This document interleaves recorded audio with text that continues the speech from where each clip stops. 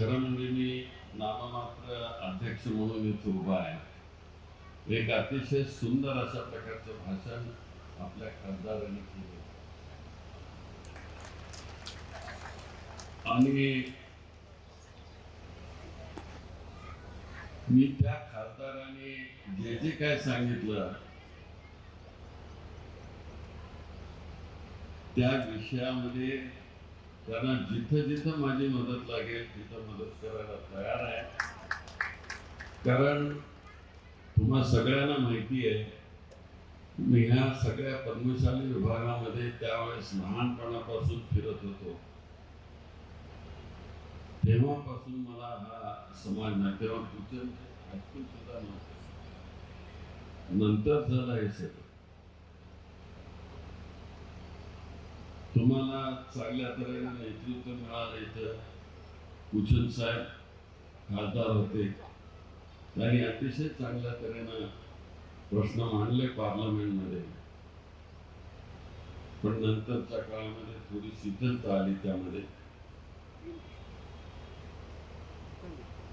आणि विशेषतः कापड धंद्यामध्ये आलेल्या मंदीमुळे सोलापूरमध्येही त्याचा प्रभाव पडला गेला आणि कापड धंद्यामध्ये एक अतिशय चुकीचा अशा प्रकारचा निर्णय दिल्लीत झाला. दिल्लीतल्या सरकारला हे माहिती नव्हतं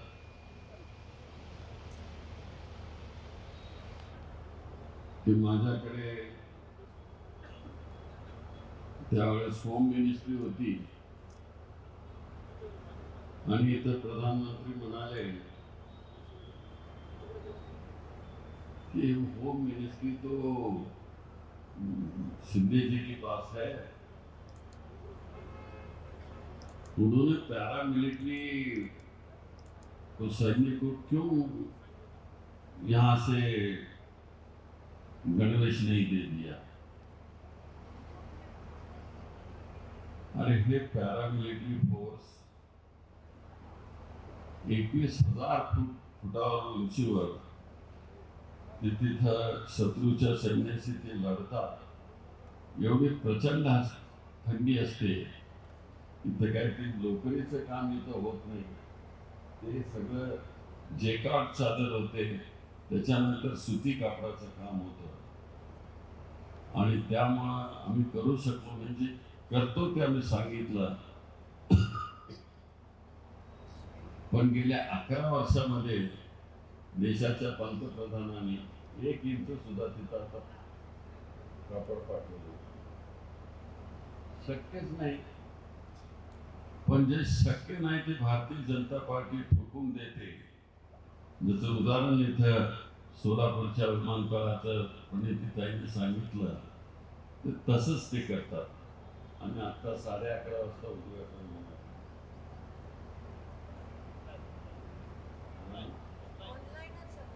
ऑनलाईन आणि ते ऑनलाईन असलेलं अंडरलाईन कधी होईल सांगता येत नाही. तर असं प्रणितीने खूप चांगलं भाषण केलं. तुम्ही विसरू नका, उद्या येणाऱ्या निवडणुकीमध्ये अतिशय महत्वाचा मुद्दा प्रणितीताईंनी सांगितला आणि तो सर्व धर्म समभावाचा मुद्दा आहे. आतापर्यंत आपण कधीही जात धर्माचा विचार केला नाही. हे कोण काय सांगत असेल की मी दहशतवादी वगैरे त्यांना उल्लेख केला. अरे देशाचा मी गृहमंत्री होतो, जे रेकॉर्डवर आलेलं आहे ते सांगायचं नाही तर काय पॉकेटमधलं माझ्या सांगायचं काय. तुम्हाला एवढे सुद्धा त्याची कल्पना नाही. आणि इथं सोलापूर मध्ये बसून चकाट्या पिटणारे लोक या प्रकारची भूमिका मांडतात. या माझ्या बरोबर बसा, मी तुम्हाला समजून सांगतो. असो, आजचा आपला हा चांगला दिवस आहे. श्री स्वामीजी आहेत, सुधीरजी आहेत, भूतपूर्व अध्यक्ष, त्यांच्या नेतृत्वाखाली आज आपण काही महत्वाचे ठराव इथं मांडाल. या ठरावाला आमची देखील संमती आहे आणि आनंद साहेब तर कायम आपल्या बरोबर आहे. ते नुसतं विडी कामगारांचा प्रश्न नाही, पण ते सगळ्यांचाच प्रश्न घेऊन बघ ते हजर राहतात. आणि आजच्या ह्या कार्यक्रमामध्ये फलमारी आहे, दासरी आहे,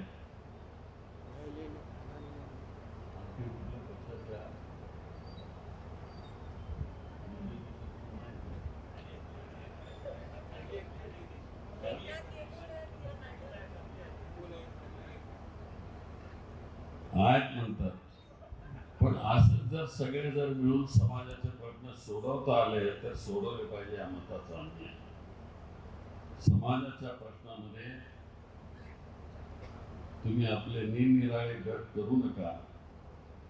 एकीने हा प्रश्न सुटेल आणि उद्याच्या निवडणुकीमध्ये पुन्हा एकदा आपण एकसंघ होऊया आणि आपल्या सोलापूरकरांचे, विणकरांचे, विणी कामगारांचे प्रश्न सोडवून घेऊया.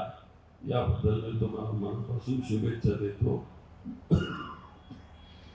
महेश, तुम्ही आम्हा दोघांनाही बोलावलं त्याबद्दल तुम्हाला धन्यवाद देतो. मी पूर्वी एकदा त्यांना आलो होतो त्या सुशील रसिक सभेमध्ये एकदा.